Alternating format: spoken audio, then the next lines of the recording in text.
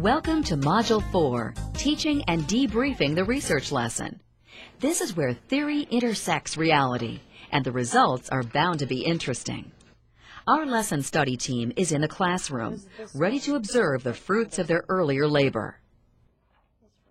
The team is armed with both a lesson plan and a plan to observe the lesson, each devised in earlier meetings.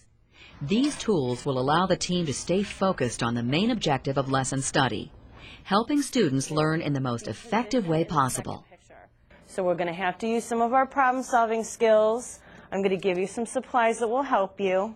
Each member of the observation team is stationed at a student work group so that they may watch and listen to the students' reactions to the teacher's actions and words. The team's observation plan includes some simple documentation of the students in their group. This will be especially helpful for the later debrief session, when our team will discuss what went well or otherwise. They are also watching to see which manipulatives the students gravitate towards, if in fact they use and understand relevant mathematical language, if the students collaborate to solve the problem or act independently, and other salient clues that may be helpful during the debrief session. With the first teaching session completed, the lesson study team regroups to discuss the dynamics. It's hard to believe that a 40-minute session could spark several hours of discussion, but that's exactly what happened with this group. The team starts the debrief by interviewing the teacher of the study lesson. She notes several disconnects within the lesson. The first worksheet that we went through was fairly easy. Just building, coloring, observing how the objects had changed.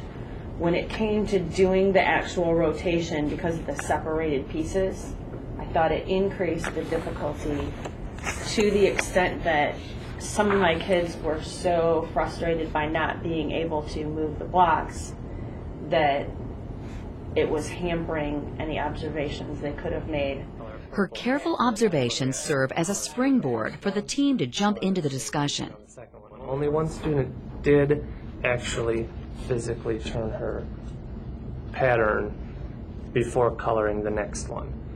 Okay, so she colored the pre-image, built it, and then physically turned it and colored the resulting image.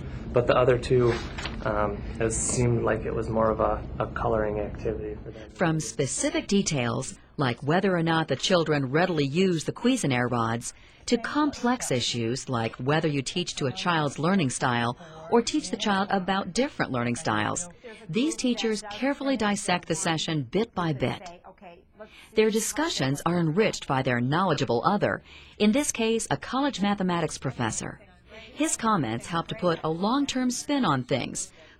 I mean, if you think of clockwise as positive numbers, counterclockwise as negative numbers, it's just another reinforcement of that idea that there are opposites in math.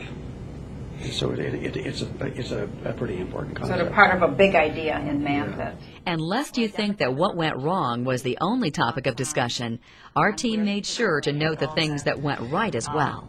It was just this time that they actually made the leap that this is one whole circle. We've talked about 180 degrees as half of a circle and how to draw that and those types of things, but for one of them to say, well, if the circle is 100%, that would be 50% of the circle. That was not something that we have discussed as a class before. The team has now concluded dissecting the research lesson as taught. Our next and final module will overview how the team revises the research lesson to improve it and the concluding teaching session.